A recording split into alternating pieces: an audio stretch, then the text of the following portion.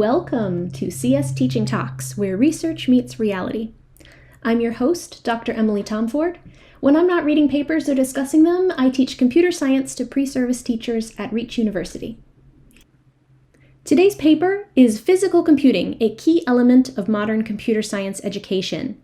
It is by Steve Hodges, Sue Sentence, Joe Finney, and Thomas Ball, and was published in the journal Computer in the year 2020. I am delighted to welcome this week's guests to talk about our paper. My name is Rudy Escobar, pronouns he, him. I'm from the STEM and Computer Science Coordinator for San Jose County Office of Education. My name is Subha Mati. I'm the STEAM coach and CTE Career Technical Coordinator for K-5 Redwood City School District. I'm Vicki Sedgwick. My pronouns are she, her, and I am a retired elementary CS teacher in the Los Angeles area. Hello, my name is Shuja. My pronouns are he, him. I'm the founder of an education startup, the STEM Educators. Instructional design and computational thinking is my area of interest, so that's why I joined these meetings. Hi, I'm Elizabeth Bacon. I work in computing and robotics education, and my pronouns are she or they. Hi there. I'm Mark Lowndy. I'm an instructional technology specialist at Cupertino Union School District, where I also run our makerspace. The discussion today is on the paper called Physical Computing, a Key Element of Modern Computer Science Education. So let's start out by attempting a summary. What were the general points in this paper? What type of paper was it? What did it set out to do? I think that the paper itself, from what I've read so far, really it's set up to say that physical computing is a broader way to teach computer science, and not only computer science, but it even more outside of computer science, and also to engage kids in a different way that you would normally do it in a traditional CS. Thanks, Rudy. Anything else to add? I noticed that the paper, the authors were mostly from UK, and then this was like 2019, maybe like right after 2016, where the BBC were introduced in BBC microbits were introduced in UK. Maybe that's what inspired them to look into this aspect a little bit more. I also noticed that pointed out that current ways of teaching CS are less effective than using physical computing, and it affected, let's say, disadvantaged groups or minority groups out of proportion to their presence in the classrooms. All very big points that this paper is trying to make. How are we defining physical computing? How is it distinct from non-physical computing, or whatever the opposite is? I think part of it is just saying they're looking at something that's not a screen, they're touching something that's not a mouse or a keyboard is sort of generally how it's been used. But then when they talk about sort of the affordances of physical computing, it's more about using sensors, potentially motors, although they didn't go into that too much here. And then there was also the idea that you would be constructing something in the physical world. So there's an aspect of construction that's not just about the coding. And although that's not really necessary for it to be physical computing, it seemed to be a big part of how they wanted to approach physical computing in the classroom. I saw it as engaging different neurons, not just the ones having to do with characters. In other words, actually accomplish something in the corporeal world, like making a robot move or making a microbit light up in a particular pattern, but something that actually happens as a result of your coding, not just the coding itself. The appeal is more because like it is like a nice segue to bring in those, like Elizabeth was saying, like the construction, like, sometimes like the maker things are like more crafts and artsy. But like now you are bringing in the physical computing into it that takes those type of projects in a different level.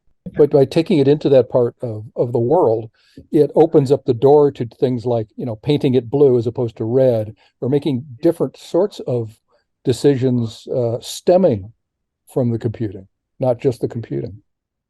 I think adding up to that, I think that, even from my own experience, what I've been doing a lot of work with is that integration. And then there's part of that article that talks about how you can integrate it outside of just computer science and, biology and in the sciences, and being able to use physical computing for collecting data from the real world. It's something that beneficial, and kids are able to see how that works. The breakthrough here is, in my opinion, is like, some form of physical computing has been there with Lego robotics for a long, long, long time. But it was like the cost point of view, it was like very expensive to buy those, even from like the NXT and even before that, right? It was accessible for people who had money. And then, so with BBC microbits, it's kind of like took that away, which is like a big breakthrough from my point of view. Also, even if there were like Arduinos and other like microcontroller boards, they were, you could say, maybe technical barriers, that they were not as easy to begin with as microbit. It maybe like brought in a little bit more abstraction, like, and made it a little more simpler for a younger age group. So if we're talking about using hardware to have kids engage in hands-on, real-world, consequential, action-based activities, what are the benefits of that to our CS learning? One thing that the article mentioned that it was, that really, that is something that I'm really focusing on lately, especially with the microbit, is that, we tend to teach our younger ones coding, right? Coding and coding and coding. And we know that coding is not the only thing in computer science. So the fact that they're able to now talk about hardware, talk about things that are outside of just the coding piece with the physical computing like a microbit. Plus, it also brings in the way I work here with teachers and students is we talk about electronics, right? So they're learning the electronics pieces of it and connections of electronics. So I remember when I was trying to encourage kids in my Girl Scouts and my daughters to go into like coding and, setting up a Scratch account and then asking them to do coding. And then when it was received okay, but when we started the FLL, first Lego robotics competitions and formed a team with them, that made them like a lot more engaging for them rather than just, go and open a Scratch account and, start learning coding, and or open up a code.org account and then start learning coding. So I saw immediate engagement. That's what this article is also telling, like the engagement of the girls pumped up. Or here or somewhere else I read that when you give them a robot and then make them use coding to teach computer science, making them do a task. Well, I agree with a lot of what's already been said, but especially Rudy, I mean, one of the benefits that I see as a teacher is it really brings to light those concepts of input versus output and all of that, because they're seeing it happen more than they do with, I wrote a Scratch program, like Suba said. They may enjoy that, but they aren't seeing the interplay with hardware and software. They physically have this software piece they have to download onto the device. It makes it this tangible thing rather than this abstract concept. So I really enjoy that fact. And it is more engaging. It's just more exciting for them to, see Hello World scroll across a microbit than it is to see Hello World on the screen. It just engages them more. Vicki, I was thinking the exact same thing. And I think a lot of it is just kind of like the novelty of it, or kind of feeling like you did it more than you did it on the screen. Like that, well, on the screen, like the computer's doing all this, but I really made, it's just something that it's so new, it's unexpected that you could impact a device that you're just not as familiar with in that way.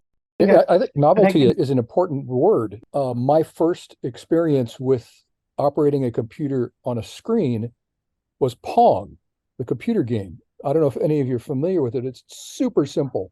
But at the time, none of us had experienced anything like that. And we would play for hours. It was unbelievably engaging.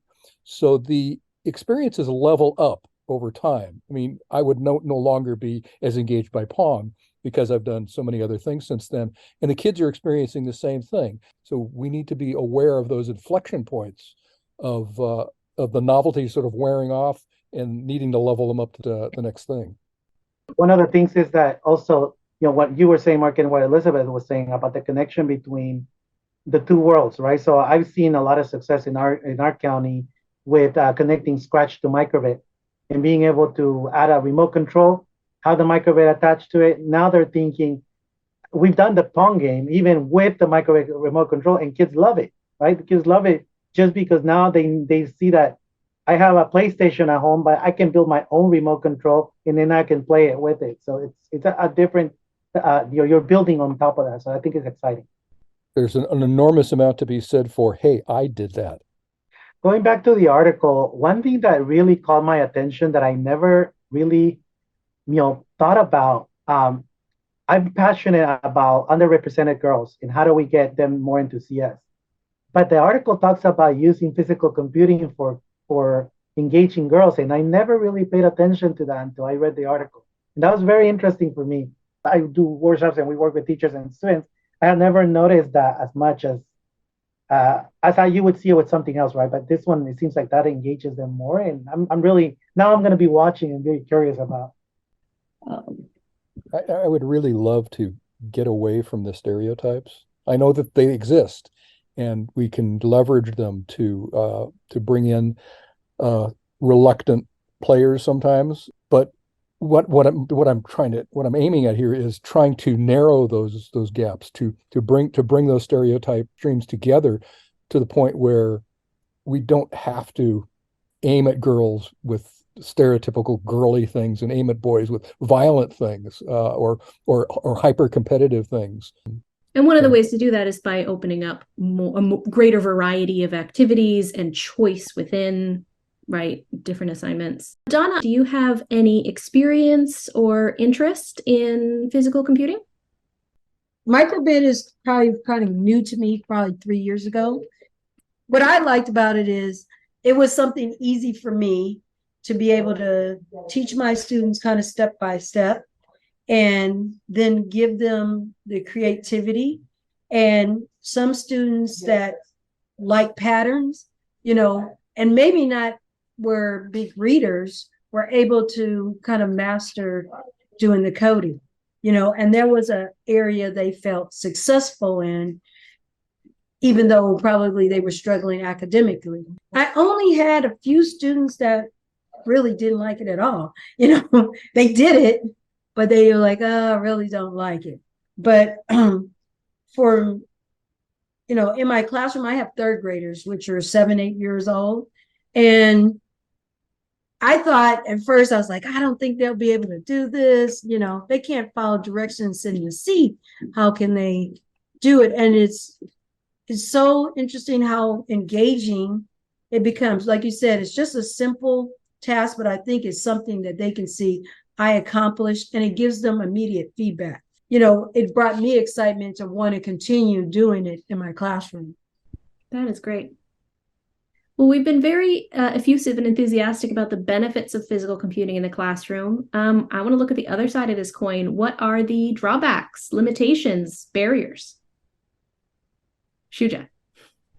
I think if we wanted to get to a higher level of complexity, we would be limited by the peripheral devices, not particularly by the processing power of the microbit or any other microcontroller board as well, but we would be limited by maybe how we teach design and what sort of device we are trying to build. And I mean, students would come up with all sorts of ideas once they get inspired. But if they start coming up with ideas like I want to make flying boots or something else like that, then it could at some point be discouraging as well. And this is something that has been at the back of my mind for quite some time now. And I have not actually felt very comfortable introducing Arduino to a very younger age group. Mass appeal for microbits is because it can run through a web browser, right? Yeah, like a iPad with the Bluetooth on it. Arduino It was not like that like a couple of years ago. You need to have a MacBook or a PC, which is like an additional cost. That was one of the biggest barriers I was looking at when we were looking at Arduino to bring in. I'm a microbit champion, love it to death. And I love adding stuff to it and pushing it to the next level. But one of the things that I've been, really working on right now is looking at how many standards can be really covered with physical computing. And unfortunately, we cannot cover them all.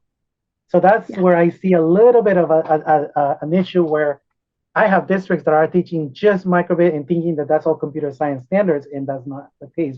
And I love that that's reflected in the title of the paper. They've called physical computing a key element of modern computer science education, not the only element. It was very difficult to bring in even something like a microbit, because we just didn't have the money at all. And so that's been a barrier. And for some schools, I think that's still like, if their department doesn't have a big budget, it can be a problem, especially if you want to go beyond something like a microbit, or if you want to start adding like the hummingbird to it so that you can do more stuff.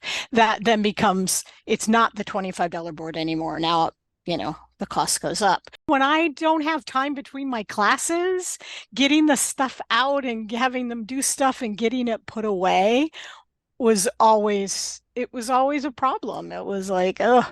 And depending on what your device is, if you're talking about robots, which they've got some robots on the list, you've got issues of, will they stay charged long enough to use them for all the classes I want to use them for and things like that. So, there's those kinds of logistical issues that sometimes we don't think about, but they're real when you're really there.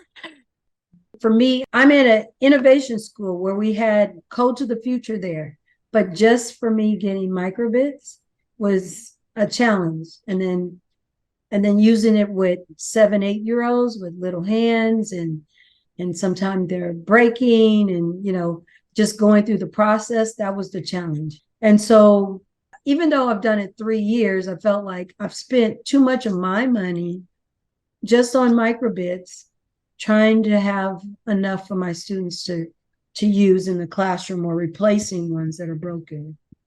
The logistics and the money were so completely intertwined. And I also think the logistics are really intertwined with teacher development around this, because I find physical computing really polarizing. Like, if we're thinking about really building sustainable community, it can't just be that one person who's really excited about the microbits at the school, because then they leave and the whole program falls apart. Microbit champions, because that has become a community of practice. There's a North America section now, so now they meet every month, and you're building. You don't have to be an expert, but you start to build that community of practice. I went to a PD and they literally mailed me a box of 50 Arduino kits, just randomly. And now I'm trying to find a public school classroom that I can give them to. And the teachers are like, so you want me to have another job? Just because they don't have the support to do it where they are. I agree with what Vicky just said. And I think that's why the reason why we started with microbits and then we move them to Arduinos.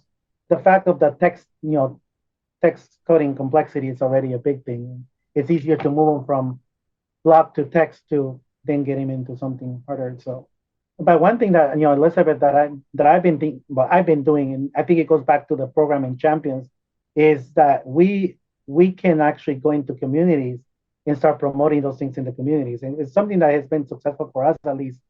I'm not a teacher. I'm a classified employee, and paraeducators can be, I think, an enormous resource in this. But we have to get past this, educational chauvinism. That if you don't have that certificate, and by the way, I have no desire to be a teacher. If you don't have that certificate, you really don't have the right to pierce that educational bubble that's in the classroom. Well, I want to circle back to a point that Vicky and Rudy both touched on, which was about the complexity of different systems. And the paper, I think, really helpfully provides on page 5 a sort of taxonomy of physical computing devices. And remember, this is from 2019, so it might be slightly out of date. But I wanted to ask you, what did you think of the way they classified them? Even we are talking so much about like microbits, right? And this is a podcast where we are talking about K-5. Like, what grade level have you given the microbit to, right? Where did you start? So in our district, we gave it to second graders. It was okay, successful. So we find it like more success after the third, and then third, fourth, and the fifth grade level. So it's kind of like not a pre-reader type of a microbit because it's logic. It sounds like there's a lot of dimensions here of information that are not in the chart, right? Yeah. Other things you would want to know about it in order to implement it in your classroom. I think bringing it back to the question, like at what age it would be appropriate to introduce any of these, maybe that could be something that we need to build upon next, and then a price factor as well. I think the reason why this was maybe like overlooked in this paper was maybe that was not their goal. Even at the end, when they mentioned that like a call to arms, they are pushing for further development of such physical devices so that maybe their capabilities could be enhanced a little bit, but not exactly focusing on whatever physical devices are already available and their proliferation in the current education system.